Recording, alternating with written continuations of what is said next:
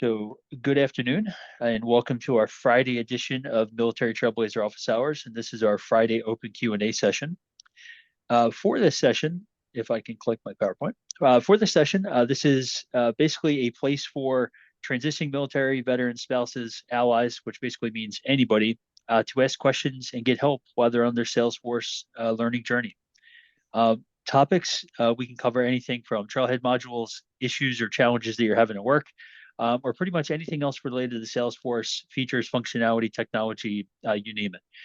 The only thing that we will say is that we cannot directly help you with Salesforce super badges because that does violate their policy as far as you're required to do those on your own. But that said, pretty much anything else is on the table. And just as one other note here that some questions that we get the full range, right? From the most basic a question to some very advanced questions. So if we happen to get very advanced questions that seems like it's a little bit above your head, don't worry about it. Try to follow along. If you have clarifying questions or you want to go through something in a little bit more detail, we are happy to do so. The goal here is that whoever has a question that we can try to help them out. Now, before we jump into this, the final thing I just want to show is that if you do want to stay connected to the Military Trailblazer Office Hours community, and that's both for our Friday call as well as the other sessions that fall under Office Hours, you can go to mtofficehours.com and you can sign up to be notified via email. You can follow us on LinkedIn, on our LinkedIn page, and we have a group there as well. And then, of course, we have our private Slack workspace as well, where you can, post additional questions. We post notes and recordings, all kinds of stuff there as well. So that being said, let me stop my share. Let's open it up to questions. All that I ask is that if you do have a question, just use the raise hand icon that's at the bottom there, and we'll try to tackle things in the order that they come up. So does anybody have a question or topic that they would like to go through for today? And like I said, if not, I have something that we can walk through. Sandy, what do you got? I always get questions. So the task object. You can set a reminder on a task. However, when I was testing something out, even though if you mark it as complete and on the record itself, it clears out that reminder, but it still seems to send the reminder. Let me say that back to you. Task object in Salesforce.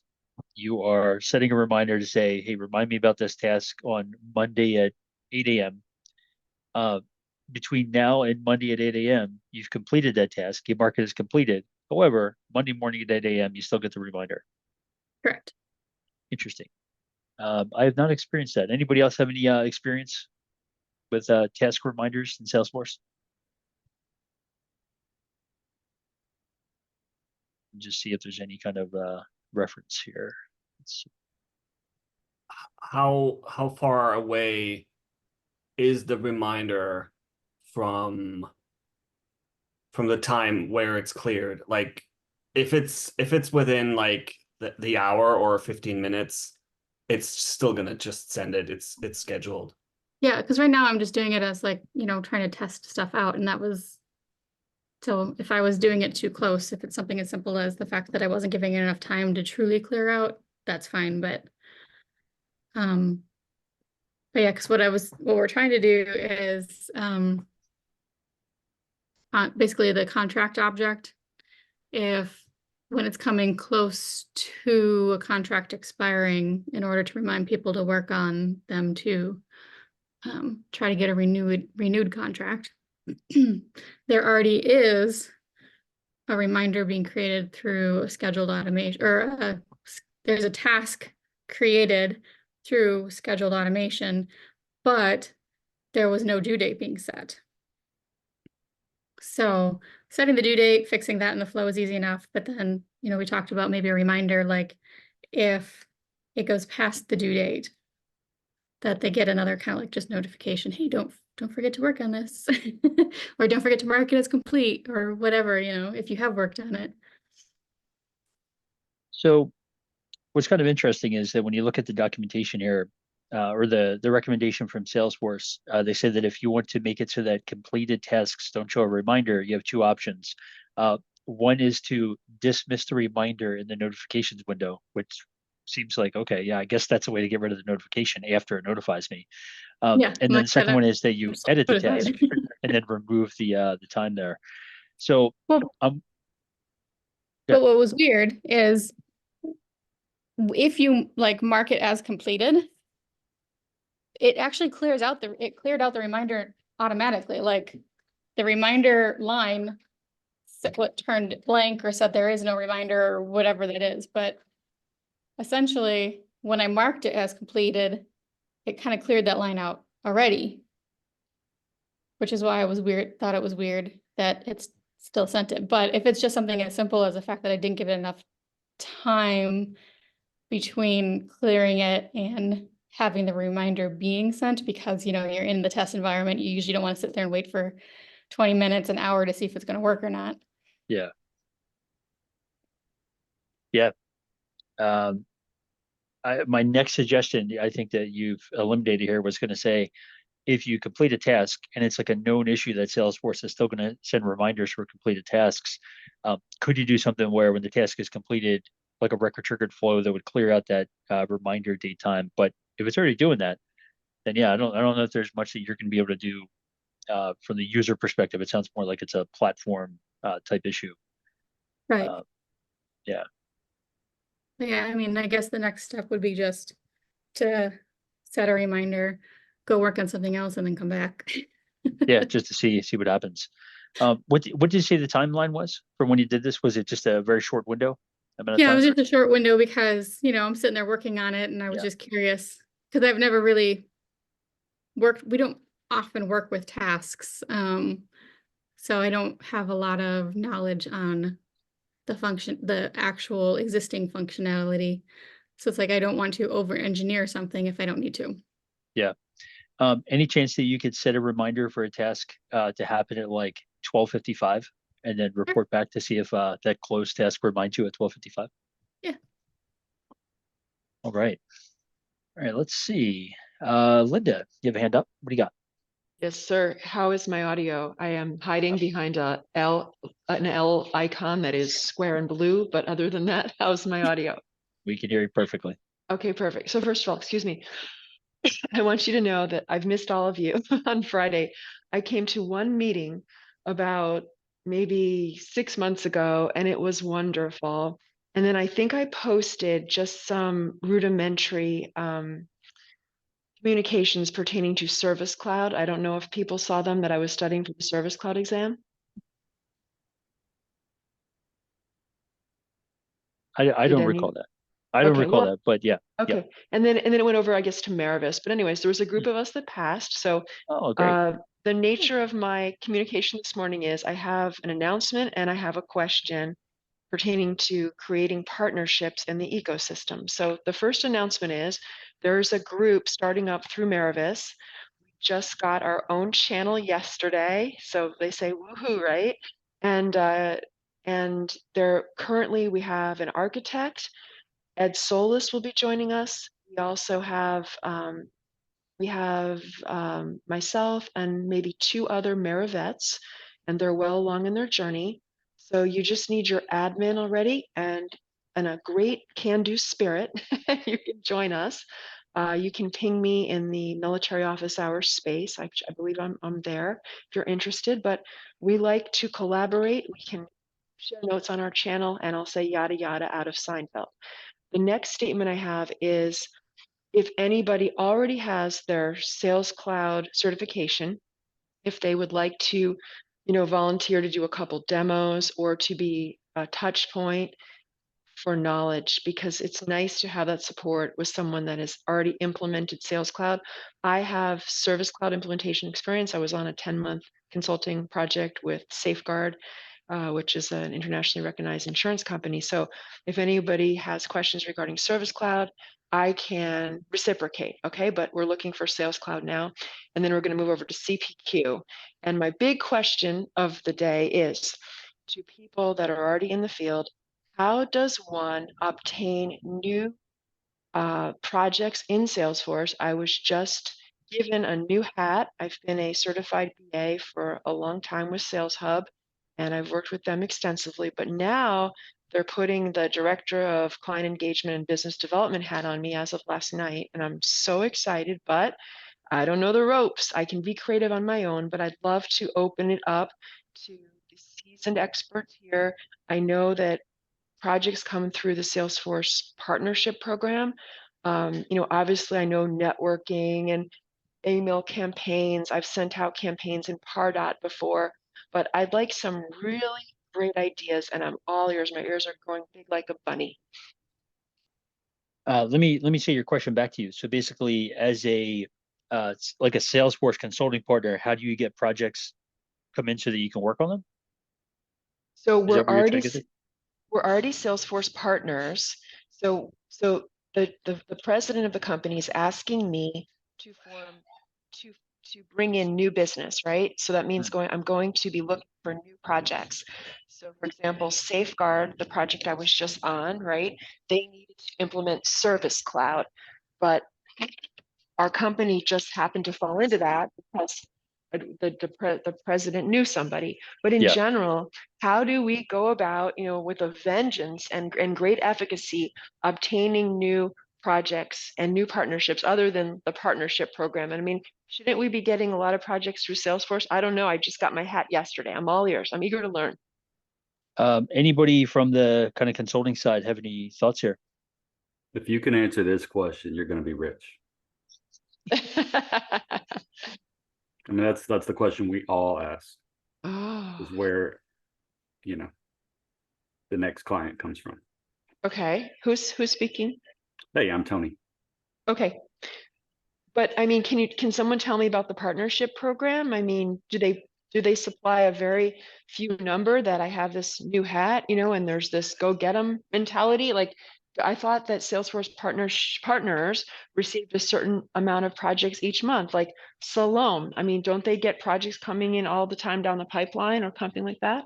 I think they do because they've been in the ecosystem so long and they have experience and they're trusted by Salesforce AE. So when a project does come up, that's who they think of. Okay. I don't think it's a Okay. requirement of the program so much as it's just that they've built the relationships and they've built themselves an ecosystem enough that people think of them. There's also Stephen, Okay. there's a point system as well with the partnership Okay. program. So depending on like how many certifications and all that kind of stuff and what types of Oh, certifications you have in your company, okay. also make a difference. So one Okay. of the things I know we had to do with, at our place is that like you kind of have to link your Trailhead account with Uh-huh. the partnership program, so Okay. that all certs can flow into it, so they know how many certs, Okay. So and then different certs have like different point values and stuff like that. But in yes. terms of like getting the work from Salesforce, I had no clue. So to respond to your statement, and just ignore that alarm in the back, to respond to your statement pertaining to linking your certs, I remember when I was on the project, the PM was urging us to get certified, and he said it looks really good for our company. He didn't say why. I mean, I just thought it was intuitive. You know what I mean? Like the more certs we have, the more knowledgeable we are displaying our resources to be. But so now I understand that it makes it, when you're assigning those projects, right, you're going to look at the companies that have expertise, especially in like niche areas, CPQ, whatever. But so Slalom, with all of their arsenal of consultants, right, they must have a very high point system, and those AEs, they're going to say Slalom is the number one in the industry, and they'll just have a waterfall their way, maybe more so, right? Yeah. Ah, okay. Yeah.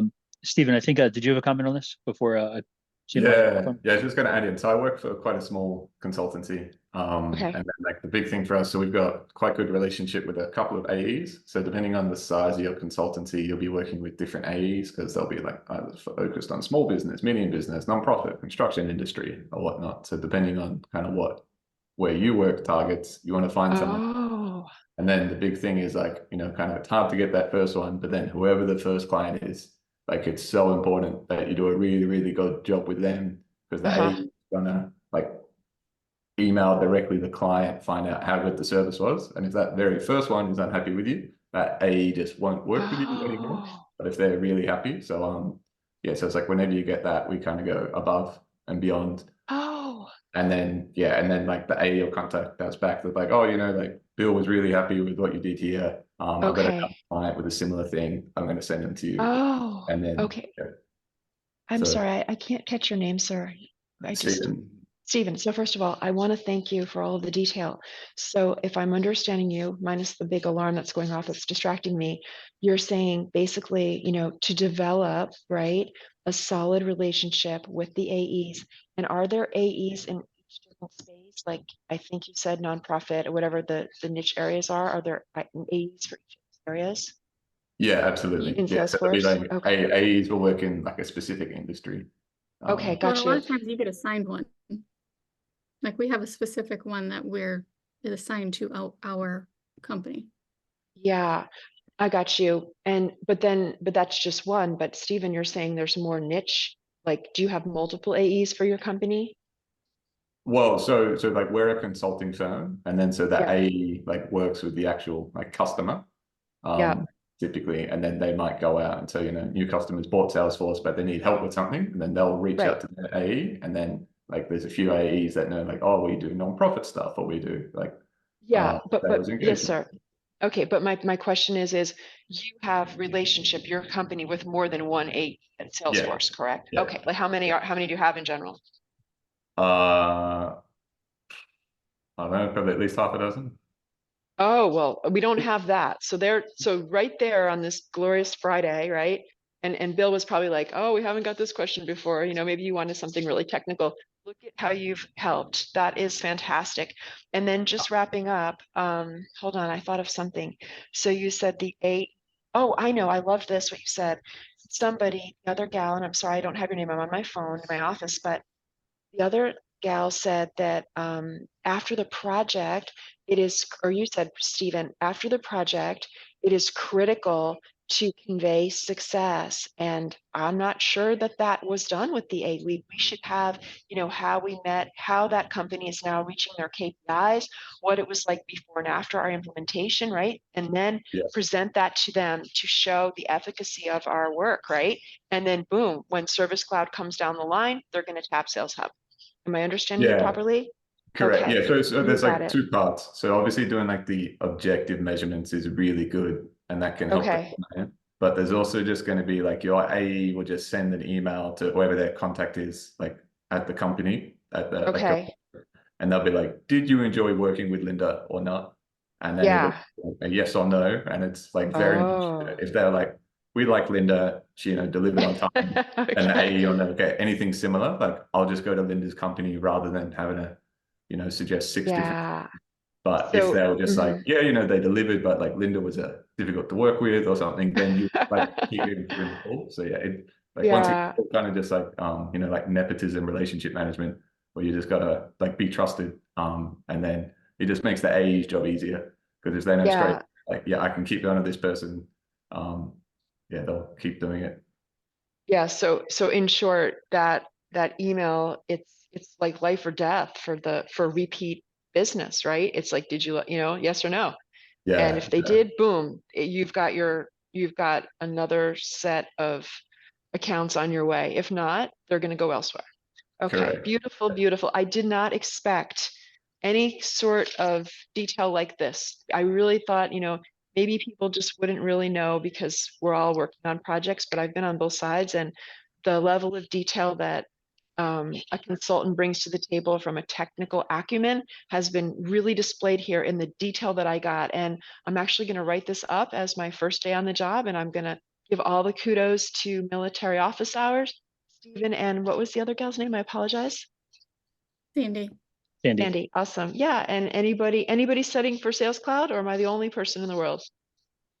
I think we got a couple people. We're going back and forth between sales or service right now for us to work on, because those are both good ones too for that whole consultant for your points thing. But okay, great. So if anybody wants you to said join, you were on you said that you're on the mobile, you're on your phone right now, so you might not be able to see the screen very well.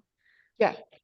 But I just wanted to point out, like, your company, your company can actually be listed on the App Exchange as a consultant as well. Yeah. And there's all sorts of stuff that you can, fill out through the partner portal. Yeah. Talks about Yes. And So yes, Sandy, they are on the App Exchange and they are partners. Yeah. mhm. So that's beautiful. And I know that there's somewhere, I think, where it can actually show you some of your ratings and stuff like that as well. Oh, really?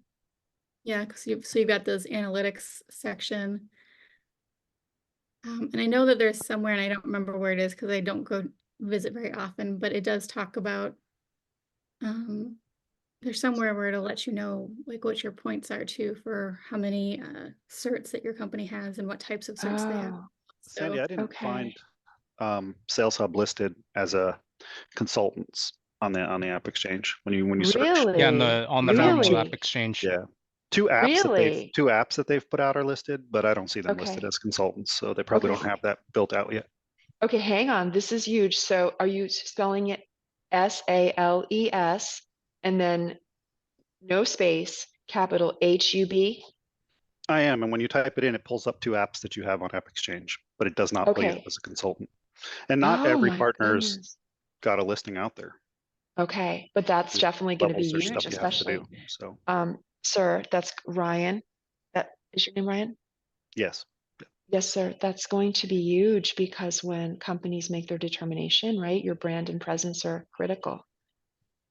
Okay, that is beautiful. And this is recorded, Bill, so I can reference this when I'm not, I can look at these beautiful It is screens. absolutely recorded, and it will Oh, be posted usually by end of day Monday, is when it okay. gets up on YouTube. Team, big thanks. I appreciate, I can't tell you, some people just say, oh, thank you, but like, I mean it from my heart because I feel a bit apprehensive. I really, I feel like I have the background to take the role on, but it's kind of be like OJT. And now I have something to pursue that's incredibly pivotal.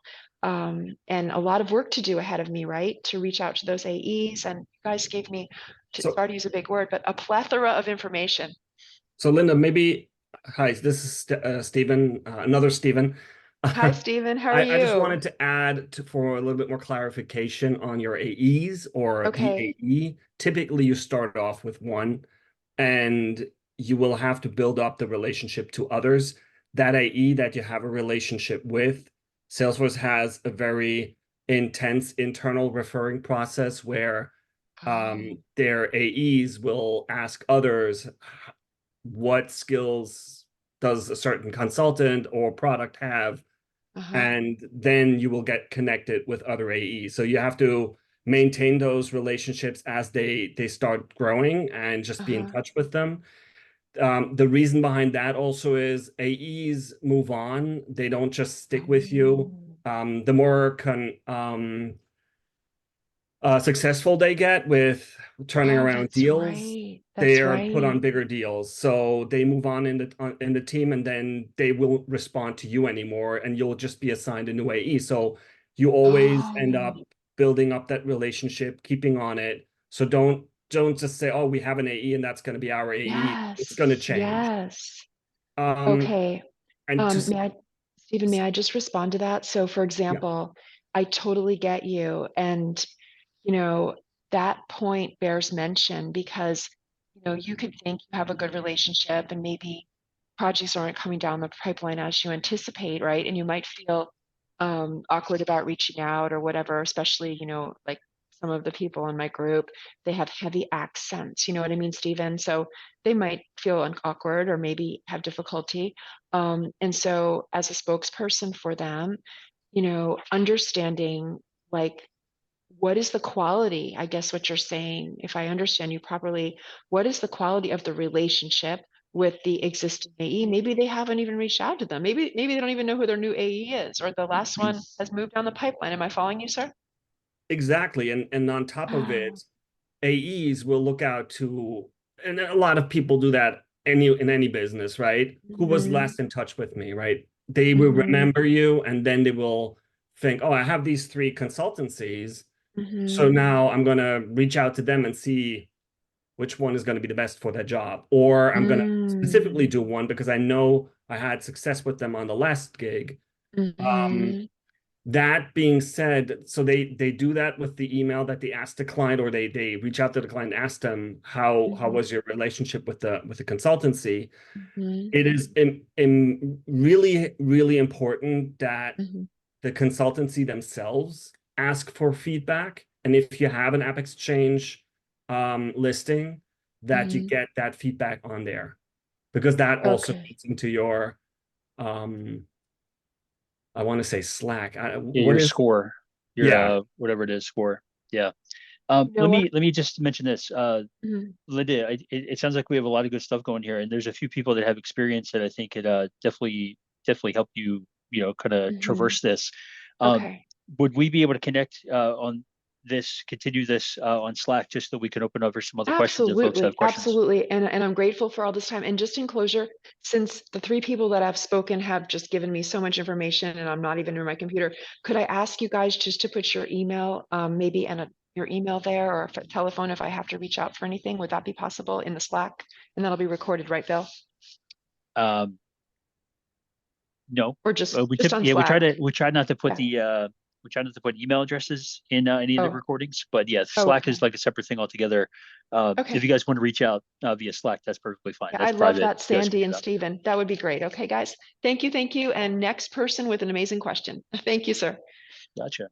All right. So any final thoughts on that before we move on? Just to circle back on successes and things, I have about 85% of the feeling back my face, and I've drank my coffee without spilling it over myself. So things are really looking up with this dental appointment today. So, all right. Any other questions that folks have? Greg, looks like you have a hand up. I'm looking for a backup solution for Salesforce, something that has a restore feature. And there's so many out there, but they won't tell you pricing. They just want to do a demo and have a salesman give you a hard time, or not a hard time, a hard sell. So I was just wondering if anybody has any success stories with backup solutions. Before we open this up for feedback from the team here, I will say that, and keep in mind, this is my own experience, that there's a lot of backup solutions out there that the pricing looks great until you see that they have like a minimum contract size per month. So for a lot of small businesses, it's not feasible. And again, that's my own experience in looking at this. Right. So that being said, does anybody have any feedback on solutions that they've gone with, and any that are reasonably priced and do what you need them to do? I guess this is a bigger problem than we all thought. Yeah. All right. Well, I'll continue researching. I just thought I'd pass it by. Yeah, I think the two that jump to my mind, obviously one is Own Backup. I think that's probably the most well-known name that's out there. And then Steve Sanders, you had mentioned the one company to me today around data loading functionality, but I think they also had some data backup functionality. Which one was that again? I forget Maybe the name. that's Skyvia, SKYVIA. Yeah. And then Greg, the other thing I would say is, depending on the size and the complexity of your use case, I mean, in some cases, they're, the data export wizard is something that always keep in the back of your mind as well. So every Salesforce org, you go in the setup, go to data export, and you can schedule an export where it'll push out CSV files. And that's, for a lot of people, that's good enough, right? You could back up your data, throw it on OneDrive somewhere just to kind of keep it there. Where it kind of lacks, functionality is, of course, if you need to restore something, parsing through CSV files, and especially CSV files with relationships where you're trying to load accounts and contacts. It could be kind of a nightmare to do that, but at least you Right. have the data if you did need to do that. But Yeah. We have sorry. We have Okay. 159 files to download when we do that. So we had Own With Backup. 600 once. I'm sorry, Stephen? I did it with 600 for a while. 600 files. It's not a solution to do that. No, Yeah, Greg, I was going to say there's a link somebody, Stephen actually put, thanks Stephen, in the chat here that has an article from Salesforce Ben about Salesforce backup solutions. So that might be something to look at as well. The other thing you mentioned about 150, and I think Stephen, you said about 600 files. One of the previous companies that I worked for, they had a very similar thing. They had, massive amounts of data they had to download. And if I recall at the time, this might have changed since, but you had to download the files one at a time. So they actually used, it was like a I think it was like a Chrome extension, or they might have written something where it would actually go through, scrape the screen, and grab the files and download them, one at a time. So that's always the thing. Um, but yeah, I'm surprised not more people have like personal experience with Salesforce backup. Maybe that recycling bin is just doing its job. We don't need solutions here. It's as you said, Bill. Typically, smaller clients either don't do it at all, or it's too expensive to get a proper solution. So they might just go with, okay, I'm running the regular monthly export, but I'm not really exporting it. I'm just letting it sit there in case. And yes, when I did it back like 10, 12 years ago with the 600, I was tasked with it, and I did it first manually. Then I used a download tool, but that never properly worked out. But also, you have to consider the amount of data that it's going to download, and then you're going to do that. In this case, I did it on a weekly basis. It added up, and the computer didn't have that much space, and then you have all these other issues following up on it. You have to move the data again, and so on. So there's a lot behind it, where I say the manual is a one-off thing that can be okay. But I understand when smaller clients just say, yeah, we're going to do it like every half a year, and we're going to try to survive without it. Yeah. Yeah, Greg, it sounds like based on the data volume, definitely getting a more turnkey solution sounds like the better way to go. So it really just comes down to the cost. And I think what it's probably going to mean for you to get legit actual pricing, you're going to have to sit through a few demos, probably talk to people and wait for them to send you some kind of official quote. That seems to be, for some of these kind of backup companies, what they kind of make you go through. Yeah, It's not as easy as just going up to the site and looking at their pricing tab. yeah. The quotes I have gotten, they all tend to be about $5,000 a year. And so I think that's collusion, but what can I say? Yeah.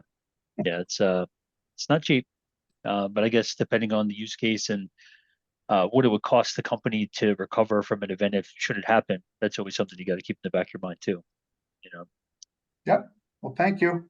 Yeah. Same as always. Whatever you decide, definitely come back and tell us what your experience is with onboarding and all that good stuff. Sure. Thank you. All right. All right. Cool. Any other thoughts or questions on that before we move on? All right. Let's move on then. Anybody have any other questions or topics that they would like to go through? Like I said, if we don't, that's okay, because I have something I can walk through real quick. All right, so not seeing any hands. I have two things I wanted to go through. So I'll ask my simple question first, which is kind of related to what Greg just asked, and then I'll go into the actual use case from a automation flow perspective. So the question is, as a Salesforce developer slash testing team slash whatever, quality control department, you want to be able to test certain use cases in your Salesforce environment and test them at will, right? When changes are being made. And you want to have a certain set of test data. You want to be able to run your test, which is going to consume that data, change it, whatever it's going to do, and then be able to wipe it away and then start fresh with that exact same set of data again. So what are the options there? So in the past, holding the hammer, I've created, Apex scripts that I can just run where it'll delete the data and then recreate it. We've done some automation with Flow, where you click on a screen flow, you click a button, it deletes all the existing data, click another button, and it goes through and iterates through and creates the data through flows, but that can be kind of a headache to maintain. But what are your thoughts? Anybody have any ideas on ways that you can quickly create and destroy and recreate test data for testing? In VS Code, you can export data and then load the data when you create, let's say you create a developer sandbox, you have no data in there. You can have static files that you can then reload through VS Code into your sandbox or your developer org. That way you're starting out with the exact same data each time so you can test. That sounds good. I think I might have seen that in the past. That's like a JSON thing, right? Like you can export it as like a JSON file. and then load it? Yes, the JSON or XML. Okay. And when you do that, this is where my experience kind of fell short, but you can actually do that with relationships as well. So in other words, like load a series of accounts and then a series of contacts related to those accounts and like maintain those kind of connections. I pretty much have it down to just what object I'm working with or testing, but Okay. I believe the IDs are preserved. When you export the data, you have relationships, but that's something I could test. Yeah, I'll have to take a look at that. That's a good solution. You I guess can, oh, good. uh, Yeah. so I forget the exact name for it, but like when you refresh a sandbox, you can run like sandbox like refresh scripts, and so you can write like Apex, which will like generate that. Yeah. And then you don't need IDs at all, but you can like map to the name of the account you created to link different contacts to it. So it's like a Salesforce ban article if you just need accounts and contacts with basic info. Gotcha. Span. But yeah, if you got like a really complex data model, it's going to be sort of challenging. Yeah, I think in our case it's a little bit more complex with different relationships and sub relationships and all that kind of stuff. Yeah. And of course, there's the added complexity of not too much added complexity, but the fact, difference between sandboxes and then kind of spinning up a scratch org that might be gone tomorrow when I want to spin up another one with that exact same data set. So like whatever solution that we decide, it's got to be something we could do kind of with a quick turnaround in a scratch org. If you got those Apex classes, that you just be able to run that, like even if it's not like in a scratch org. So yeah, it might just be built at once, or otherwise you can use a tool like Probably, and then they can do like seeding. I could probably use what tool? Probably, PRODLY. Yeah. Gotcha. Probably. Okay, I'll have to take a look at that. Yeah. What You might be able to key- get like a free partnership with them, Bill, based on the work you do. Like Probably. probably just want to make sure I got the okay. I'll take a look at that one. That's the one I have not heard of. Yeah, so we use them a bit. And then yeah, so we've got like a relationship with them where we're allowed to use the tool for free, but like we gotta refer our clients to them and like recommend it as a solution. So you might be able to organize something different, similar, sorry, where like you internally, Resource Hero can do it, but then obviously they'll want some introductions to who you work with. Does this referral count as a referral for your agreement with them? You have documented video evidence that you're Probably not if you're not doing paying your anything. They might not be happy. Gotcha. All right. No, thank you. I appreciate the feedback. So it sounds like I'm going to be going back towards Apex scripts or something with VS Code is probably what's going to happen. But I'll take a look at those other tools that you folks suggested. All right, cool. Well, before I go into the next topic, then anybody else have any questions or topics that they would like to go through before I go through this bit of a rabbit hole here? Okay, hearing none. So the use case that came up this past week that we were discussing was in an org, customer has, or in this case, the customer is me. In my org, we have the opportunity object where one of the stages of the opportunity is demo complete, right? And when a demo is completed on the opportunity object, we want to record that action, that activity has happened as a case record. And there's a variety of reasons why we do that, but we want to create a case with a type of demo, right? Now, in some cases, when a demo is scheduled, the sales team might go in there and actually create the case beforehand, right? So they might pre-create that demo case, put their notes in it, do some other stuff. So when the opportunity stage changes to demo complete, we don't want to create another case. We want to go back and look to see if that case is already there. And if it is, don't do anything. But if it's not, go ahead and create the case. So that's the automation that I want to kind of walk through right now. Before I share my screen and we kind of go through that, anybody have any initial thoughts or questions on this before we go through it? All right, so I'm going to share my screen and let's take a look here. All right, so I'm going to go to my freshly created playground that I have here from Trailhead. And what you can see here is that if I were to go to an opportunity record, one of our stages that we have here is demo complete. And that's the one that I want to kind of trigger off of. All right, now the first thing is looking at the opportunity right from here without having to navigate anywhere else or go look at the account that's here.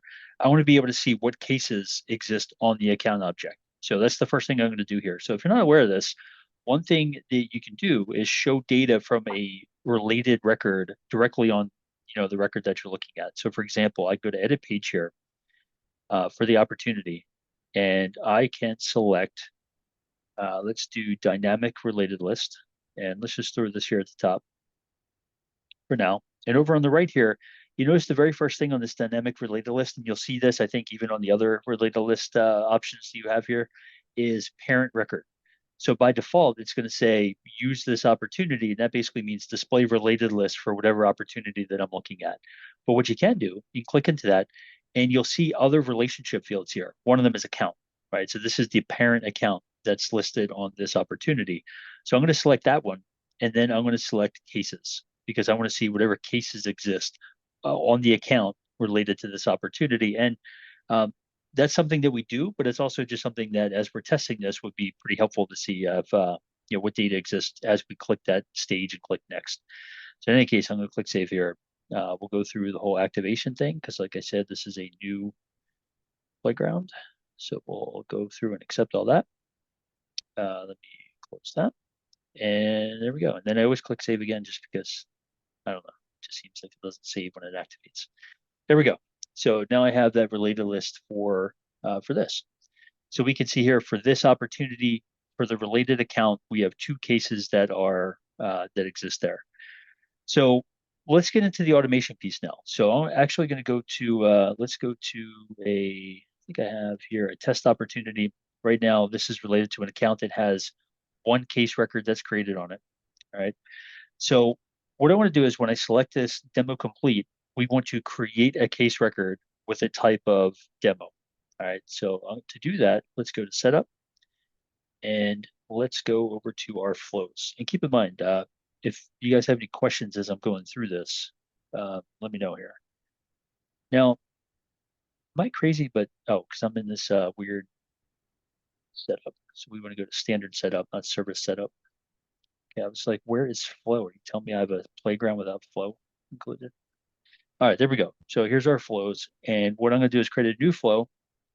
And when it asks us what type we want to create, this is going to be a flow that's triggered from a change on the opportunity. So we're going to select a record triggered flow. All right. Now let's kind of do this in stages here. We'll do the easy part first, which is to say when the change happens, let's detect the change and then create the case record. So that's a kind of a very common thing where you're triggering the creation of a record from a change on a different record. So let's do that. So this flow is going to run off of the, as we said, the opportunity object. And it's when a opportunity is updated. And we in fact do want to put criteria here. And we want to say when the stage name is equal to, and we should have demo complete here. And we want to set this here. So when is this going to run? We only want to run this when the record is updated to meet the conditions. So in other words, if it's demo complete and we go in there, we change the close date, because the stage is demo complete, we don't want to run every single time a change has been made. We only want to do it when we're changing the stage to that particular one that we care about. So let's close this. And then just to make sure we don't lose something if my browser dies or something, let's just save it real quick. So we'll call this create demo case on demo complete. And as a best practice, you want to put something in the description. I'll put something in the description. There we go. All right, so right now, so when an opportunity is updated to meet that condition where the stage is demo complete, very simple thing I want to do is going to be to create a record. So we are going to create a demo case. And the record, we're going to use separate resources and values. So we're going to create a record of type case. We are going to set a few things here. So we're going to say the subject is going to be demo was completed. Completed. We'll say the account ID is going to be equal to whatever the account this opportunity is a part of. And as you know, to get to the opportunity, which is the record that triggered this flow to run, we would go to this special variable here, this $ record. And then I can select account ID. So we'll put whatever account that we have on the opportunity into the account field of the case. Now, curious, what are the other required fields in the case? Let's just make sure I don't miss anything here. So I got the subject, we have the account. I guess we need the status and an origin. All right, so let's go back here. So we'll say status. In our case, we're going to just create it as closed. And the origin, I don't know if I have any legit origins here, so we're just going to select web. All right. So that's it for now. That's all I want to do here is just create that case of demo was completed. All right, so let's save this now. And we'll activate and we'll see what I missed. We'll try to run this and we'll see if anything blows up here. All right, so let's cancel this here. So from our opportunity now, we have this one case that's here. So I'm actually going to delete this. Let's just get rid of that existing case that's in there. So let's delete. And now when I go to demo complete, mark as current stage, you can see it created my case that was, for demo is completed. Now the challenge is, and this is going to be the next part that we're going to look at here, is if I were to switch this back to qualification for whatever reason, and then come back in here and change it to demo complete, what you'll notice is that it creates another case. And we don't want it to do that. We only want it to create it that one time. So we want to check to see if a case already exists for that demo being completed. All right. Now let's jump back in here. One thing I realized that I missed is, in addition to putting the subject as demo is completed, we also wanted to put in here a type. So the case type is going to be equal to demo. All right, because that's the one that we're actually going to search off of. All right, so let's kind of think through this here. So what we want to do is whenever the opportunity is changed to demo complete, the first thing that we want to do is see if that case already exists. So the way that we do that, we have to do a get to get the existing cases to see if it exists here. So what I would do is do a get. So we'll do get records, and we want to get existing demo cases. So the object is going to be case. So the way I read this is I want to get all the cases where the account ID is equal to the account from our opportunity. So again, we're going to look at $ record account. So find me all the cases for that account, and where the type of the case is equal to demo. All right, so this should find me all, but I'm going to say just grab the first one, because if we find one, that's good enough. We know that we have one and we're not going to recreate it. So we'll get the records. And then the next thing that we want to do is check to see if we found anything. So the way that we check things in our flow is by adding a decision block. So we'll add a decision and we'll say, did we find an existing case? And I'll say label, yes, we did. And rename this to no, we didn't. All right. And we're going to know if we did. So what we need to do is check to see if the case from get existing case is null, false. In other words, it's not null. So that we found the case as part of that that check. All right. So now we have our decision. And what I'm going to do is say, if we did find a case, we just want to end. So I'm just going to add an end right there. And if we didn't find one, then we want to create it. All right. So in theory, that should do it. So let me save as here. Save. Let's go to activate. And now it's going to start our test over here. So I'm going to delete these two Run the guys. debug, Bill. Let's see from here. Yeah. Then you can like see what the search does. And You follow don't want me going back and forth to test this in real life. and creating 40 different versions of your flow over and over every time you activate it. All right, well, what I'll do is before we run this, let's actually do one thing here. Let me delete these existing guys because they don't have the type filled in. And let's do that. Okay. All right, so let's go back here. So now let's do this for a test opportunity.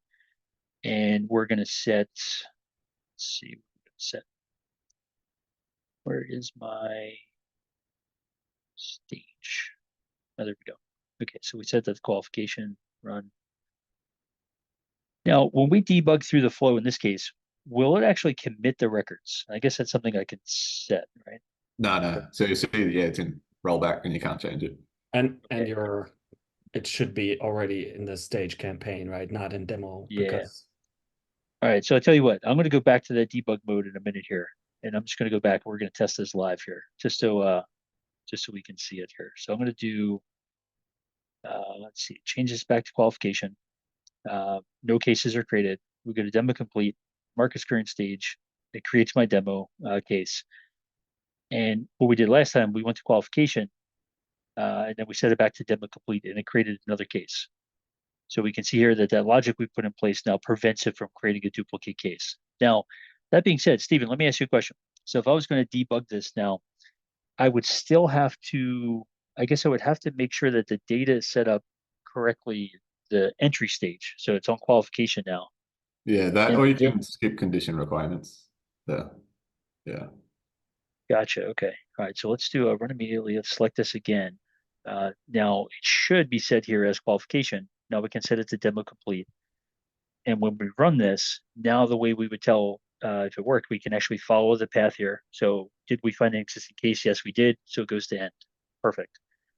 Now let's actually.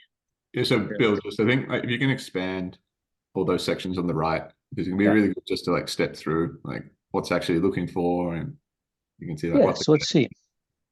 So how the interview started. So started the flow, opportunity. Okay, there we go. So start condition requirements. The entry condition was stage name is demo complete equals, yeah, demo complete. So it does. And the prior entry conditions qualification. Okay, so basically it basically says that it is now demo complete and it wasn't before. So we're going to continue down.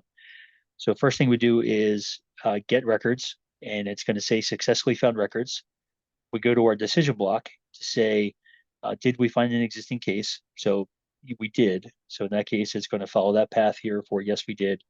And it ends. It doesn't do anything else. It goes through the whole rollback and everything else. Now, let's actually see if this looks like if we had an existing case. So let's see, or we didn't have an existing case. So let me delete this guy. Let's go back into our flow and debug again. Same thing, we'll check that guy. We'll change this from qualification to demo complete and run. And now we can see that we took our other path. And if we expand this here, we can see again, met the entry conditions. We got our records. It failed to find records this time. So when it goes to our decision, it says skip this outcome because the conditions weren't met. So yes, we did. And it went to the default outcome executed, which is our no, we didn't. And then that's where it actually creates our case. So there you go. So again, just when you want to thinking about kind of the pattern, if you will, if I'm kind of making it up on the spot here, the use case here is that you want to create a record so if this record changes, we want to create another record, but you want to put protections in place so you're not constantly creating records and creating duplicate records. So this mechanism will allow you to say, all right, create the record, but if we already found one, if it already existed, don't do it again. Just do it the one time. So in this case, we're creating cases based on an opportunity. We use this for internally for our app, like our resource management app, when somebody has something where they create a contact record and they want to automatically create a related resource record for that. So if it's already there, we don't want to recreate it. We just maybe want to link it back to the contact, the existing record. So a lot of good use cases where you might want to do something like this. But let me pause there. Any questions or thoughts? Could you show if a failure occurs when you're inserting a record, how to send out an email alert in your flow? Well, just to kind of speak to that real quick. So, and somebody correct me if I'm wrong here, but if we're looking at a record triggered flow that we're running synchronously, if there's a failure, it's going to fail the transaction. It's going to give the error message in real time saying you can't do this. It's not going to like let you save the opportunity, fail the case creation, and just not tell you. It's going to actually stop you in your tracks there. And I'm But You're you right. could catch that error and then send an email, and it would still create. You just wouldn't have your case. You'd be in the mode with no case, and an email telling you that it didn't create the case for you. So how would we do that, Ryan? So basically, we'd have this create, and then we'd have a fault path here. Yeah, you'd have a fault path, and then your fault path would send your email alert. Yeah, Okay, just so put let's- an app in the chat, Bill. It's like a Salesforce Lab error handling subflow. Oh, Which I nice. use a lot. Let's Yeah, take a I'll look at check that, that and then we'll just take a look at that fault path real quick. So this is flow error handling. Okay, and we just look at the screenshots real quick. Okay, error. Oh, interesting. Okay, so it's got some of the stuff kind of pre-built for you. Yeah. So like it's reasonably basic, but like it's a very good starting point.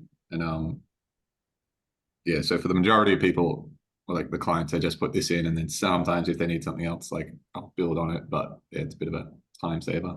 Yeah. So let me ask a clarifying question for all of you then. So if I went in here using that app where I just added a fault path manually, and then in the fault path, I'm assuming here I can add something. Hit edit flow. Oh, yeah, I forgot I'm in that edit. Just realized the line there. Okay, so from here I could add like send an email, right? Yeah. And let's say I did that, right? So we have a send email element sitting here. So the behavior then would be is if it tried to create that case and it failed, it's still going to commit the transaction. It's going to let Yeah. my opportunity save go through, and it's going to send the email. It'll still roll back. It'll still roll back. Yeah. Okay, so it'll I send don't the believe email. it'll roll back Really? because you caught the error. Because you Yeah, caught but the the case error, it Can't won't be roll back. created though. The The opportunity case won't be created, as- but the opportunity change will stay like it was. The Exactly. transaction still completes. It just doesn't create a Oh. case. So Yeah, I guess yeah. in a sense it rolls back a case creation, but what I Yeah, mean is that's it what I doesn't, mean, like, it doesn't just- roll back the whole transaction. Yeah, just rolling That's back the flow, Yeah. not the yeah, Hey, Gotcha. Sorry, Okay. it's terminology. yeah. Gotcha. Bill, Okay. why are you selecting send an email versus send an email alert? What's the difference between the two?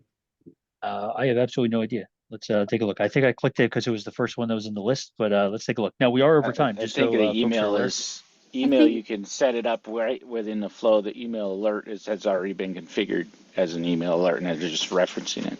Yeah, There you go. So this one's Exactly. manually through the flow. This one is where you already have an email alert set up through your process automation settings here. This guy here, email alerts. Awesome. Now, Okay. the cool thing is with this last Salesforce release, if you go to that email alert, it will actually show you if it's being used in a flow now. Unbelievable. Very cool. All right, guys, 1 o'clock. I'm going to jump to my next call. So thank you, everybody, for your feedback and comments and questions. If you have anything else, definitely hit us up on the Slack workspace or on LinkedIn. And what I'll do is before we drop off here, I'll just share that real quick. So yeah, connect with us there if you have any questions. Otherwise, hope to see everybody next week. Thanks, all. everybody.